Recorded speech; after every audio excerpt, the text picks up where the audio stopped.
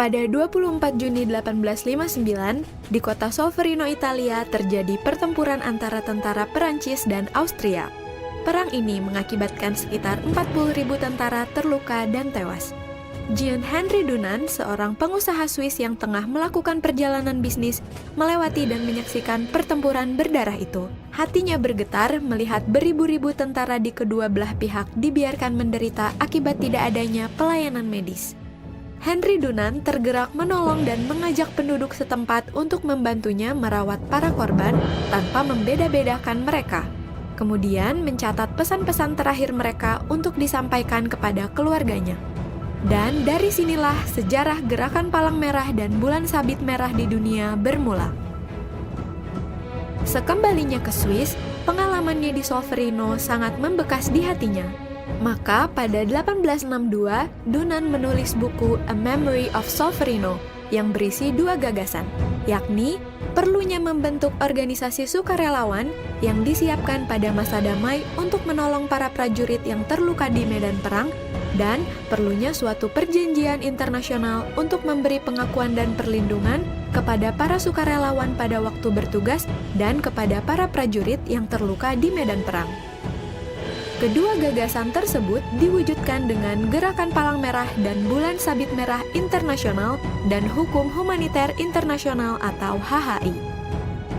Gerakan Palang Merah dan Bulan Sabit Merah Internasional terdiri dari 3 komponen.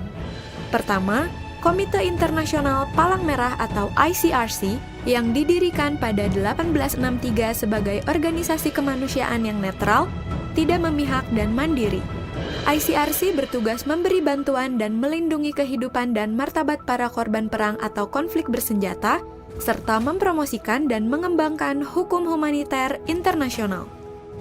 Kedua, Federasi Internasional Perhimpunan-Perhimpunan Palang Merah dan Bulan Sabit Merah yang pada saat berdiri tahun 1919 bernama Liga Perhimpunan Palang Merah. Organisasi ini diprakarsai oleh Henry Pomeroy Davison, Ketua Komite Bantuan Perang Palang Merah Amerika. Federasi Internasional berfungsi sebagai badan koordinasi antar perhimpunan nasional di seluruh dunia dalam memberikan bantuan kemanusiaan seperti bencana. Ketiga adalah Perhimpunan Nasional yang merupakan organisasi kemanusiaan yang ada di setiap negara anggota peserta Konvensi Jenewa. Saat ini ada 192 negara yang menjadi anggota Gerakan Kepalang Merahan di dunia. Anggaran dasar gerakan menyatakan bahwa dalam satu negara hanya ada satu perhimpunan nasional.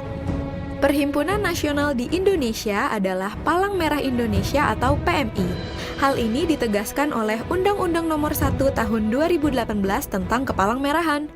PMI bertugas menyelenggarakan kegiatan kepalang merahan berupa pelayanan dan bantuan kemanusiaan pada saat konflik bersenjata, bencana, sosial kesehatan, pengelolaan darah, dan melakukan pembinaan relawan.